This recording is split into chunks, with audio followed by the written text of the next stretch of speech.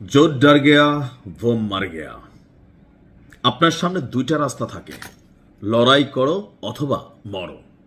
আর রাষ্ট্র হিসেবে ইরান বরাবরই শক্তিতে বা সামরিক শক্তিতে খুব বেশি শক্তিশালী না হলেও সাহসের দিক থেকে, শত্রুর বিরুদ্ধে লড়াইয়ের দিক থেকে, মানসিক শক্তির দিক থেকে, ইমানি তাকওয়ার দিক থেকে ইরান অনেক দূর এগিয়ে আছে। কংগ্রেচুলেশন।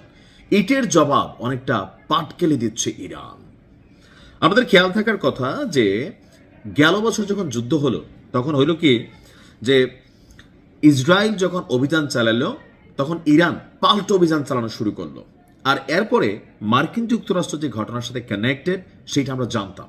আর বাহরাইন এবং কাতার থেকে তাদের ঘাঁটিগুলো সরে নিল। এইবারও ঠিক একই কাহিনী। তো সুখবর হচ্ছে যুক্তরাষ্ট্র এবং ইসরায়েলের যেই অভিযান আজকের দিনে করা হলো সেটার বিরুদ্ধে পাল্টা অভিযান শুরু করে দিয়েছে ইরানের সশস্ত্র বাহিনী। ইসরায়েলের সামরিক বাহিনী বলছে ইরান থেকে একের পর এক ক্ষেপণাস্ত্র তাদের দিকে ধেয়ে আসছে।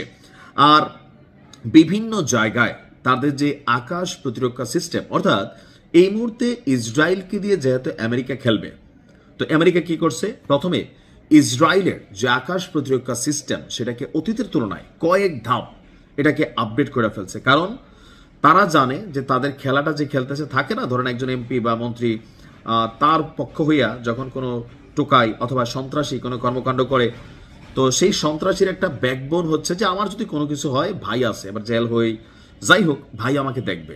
তো ওই রকম ইসরায়েল জানে যে তাদেরকে ভাই দেখবে আমেরিকা, সেই জন্য তাদের আকাশ প্রতিরক্ষা সিস্টেম এই মুহূর্তে খুবই শক্তিশালী।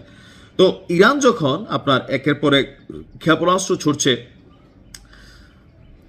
তাদের যে অত্যাধুনিক আকাশ প্রতিরক্ষা সিস্টেম এগুলোকে অনেকাংশেই শনাক্ত করেছে। তবে ইসরায়েলের কোন কোন জায়গায় ইরানি ক্ষেপণাস্ত্রগুলো সফলভাবে গিয়ে পৌঁছেছে সেটা আসলে এখনো ওইভাবে সামনে না আসলেও বলা হচ্ছে যে কিছু কিছু জায়গায় আপনার ইরানের ক্ষেপণাস্ত্র গিয়ে আঘাত এনেছে। তো ইসরায়েলের বক্তব্য এগুলো হচ্ছে খালি জায়গায়, গুরুত্বপূর্ণ কোনো সেন্টার, কেন্দ্র অথবা আবাসিক সামরিক কোনো জায়গায় ইরানের ক্ষেপণাস্ত্রগুলো আঘাত আনতে পারেনি।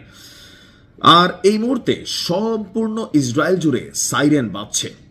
এক বিবৃতিতে ইসরায়েলের সামরিক বাহিনী বলছে সাধারণ জনগণকে ইসরায়েলের প্রতিরক্ষা বাহিনীর নির্দেশনা মেনে চলার অনুরোধ করা হচ্ছে। অর্থাৎ জনগণ যেন এলোমেলোভাবে কোনো দিকে ছোটাছুটি না করে সেনাবাহিনী তারা যেই দিক নির্দেশনা দিবে সেটাকে যেন তারা মানে। অর্থাৎ ইসরায়েলের মধ্যে হিউজ পরিমাণ বাংকার নির্মাণ করা হয়েছে।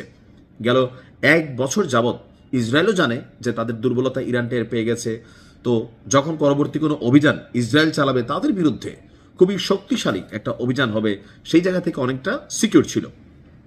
বলা হচ্ছে এই মুহূর্তে ইসরায়েলি বিমান বাহিনী হুমকি প্রতিহত এবং প্রয়োজন হলে আঘাত হানতেও কাজ করছে। সেনাবাহিনী সতর্ক করে বলছে ইসরায়েলি প্রতিরক্ষা এই মুহূর্তে শতভাগ নিরাপদ নয়।